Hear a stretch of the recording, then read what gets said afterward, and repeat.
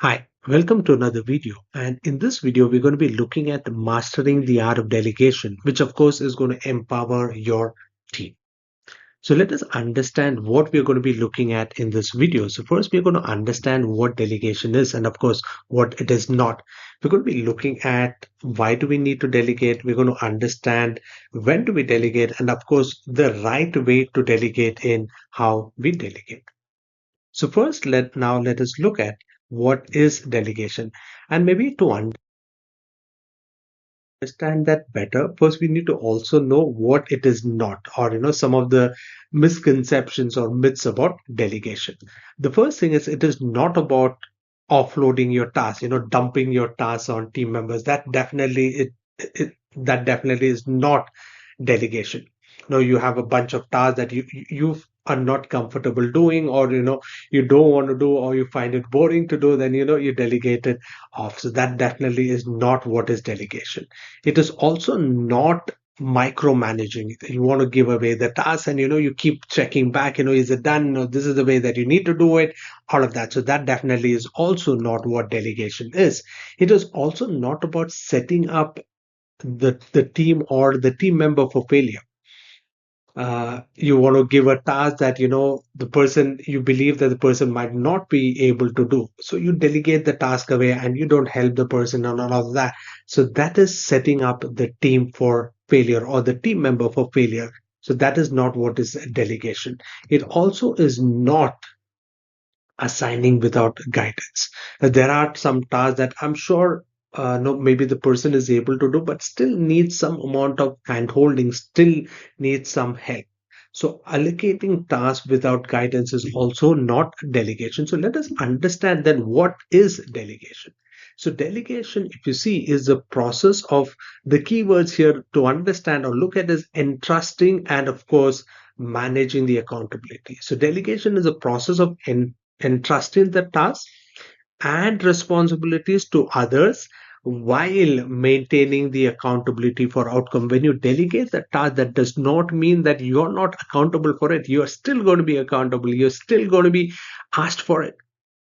So maintaining the accountability for the outcome, but then entrusting the task and the responsibility. So that is what is delegation. Now let us understand why is it that we need to delegate. So, me as I was growing up or as I was becoming a manager, I always had this fear when I delegate the task, what is going to happen? I might not be in control. So those are some of the fears that I had. And then eventually I realized that for me to take on additional responsibilities, I need to take something off my plate. That's how I started learning the delegation. So why do we need to delegate? So first, of course, is it improves the efficiency because you can now, when you delegate the task, your focus can be more strategic. The person who's doing the task can work on it. And of course, you pick the person, the right person. Again, the keyword is here is the right person to do the job. So you need to identify that. You need to know who is the right person who's able to do this job, because of which the efficiency of the job that you're doing or the role that you're doing improves.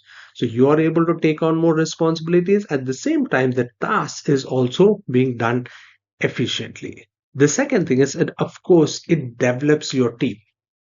But for you to take on additional responsibility, you need somebody who can do the job that you're currently doing. So when you allocate these tasks, when you delegate these tasks, you are empowering your team. You are helping them build the confidence which is needed for future leaders. So it develops your team.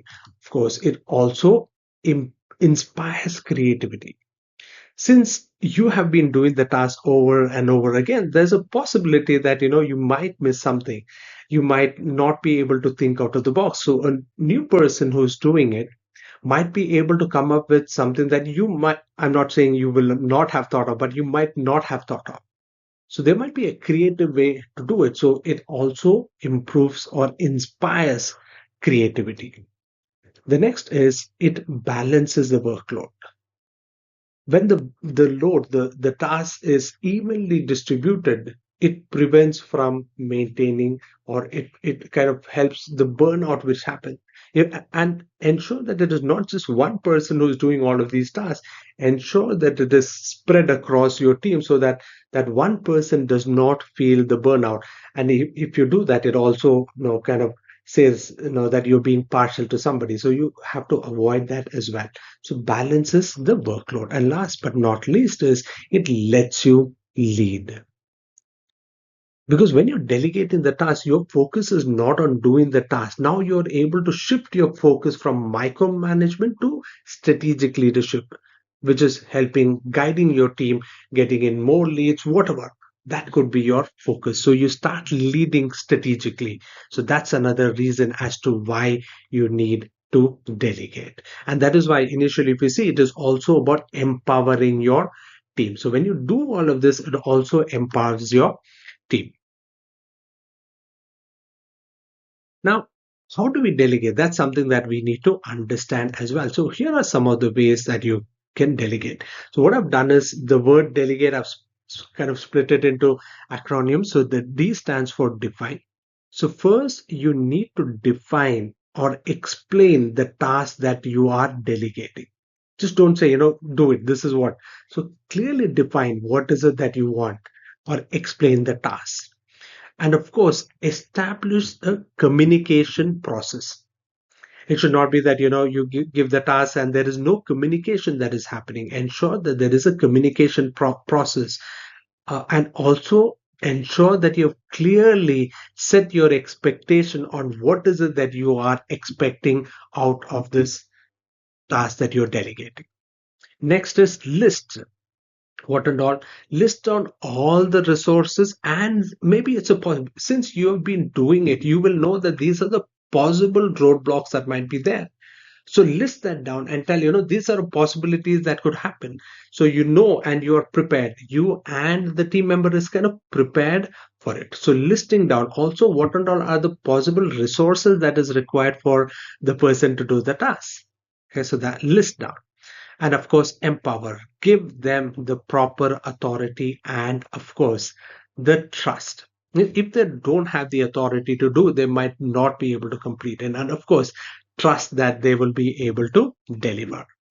So define, establish, list, and empower. Let's look at the others. Once you've done that,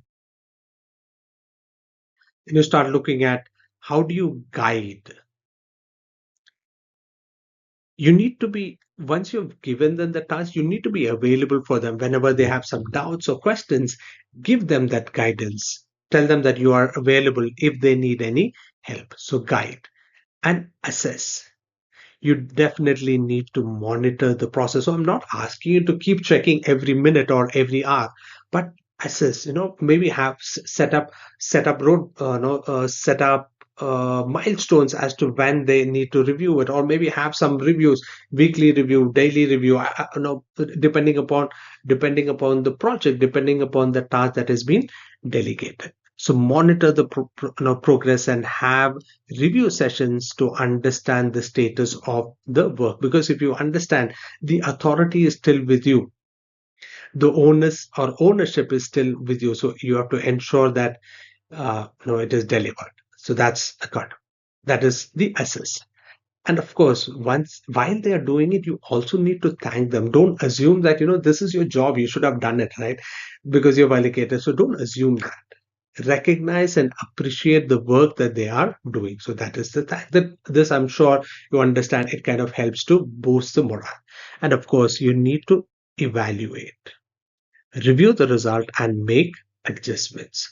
Just because they have done it, just don't forward it that way. Whatever it is, review it from your side. Set this up, and eventually you will see that you might not, the time that you're spending on the review is less. Okay, so guide, assess, thank, and evaluate.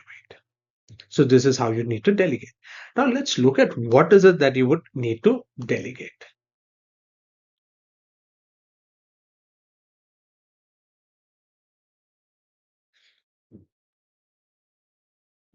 Here, what I've done is I've kind of given you four different ways that you can delegate. One is based on the skill and the will metrics.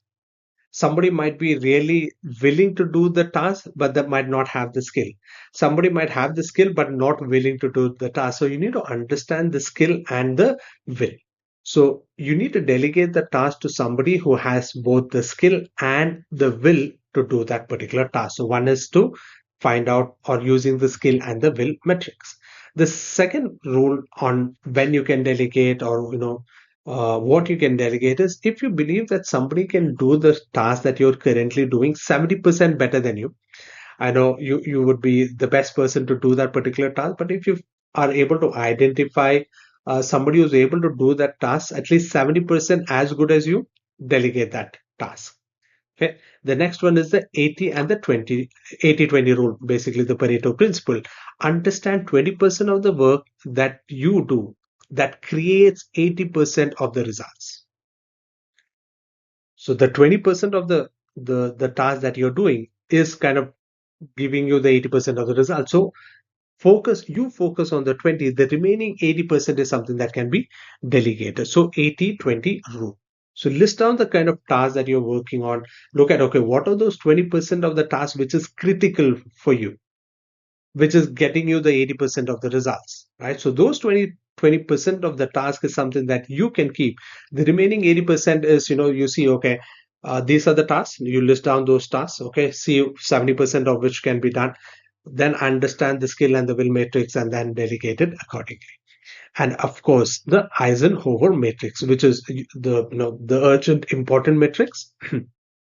So there you want to list down your task based on the urgency, based on the importance, and then see which are the tasks that can be delegated. Okay, so that you can focus on the task which is the most important. So these are some of the things that you can do on, what are the tasks that can be delegated, when do you delegate it, all of that. I hope this is something that helps. Okay. So that kind of brings me to the end of today's video. So if you're ready to elevate your team skills, of course, you can contact me. For any other questions, please go ahead and leave that in the comment section, and I will be more than happy to answer those questions. Thank you so much for watching and have a wonderful career.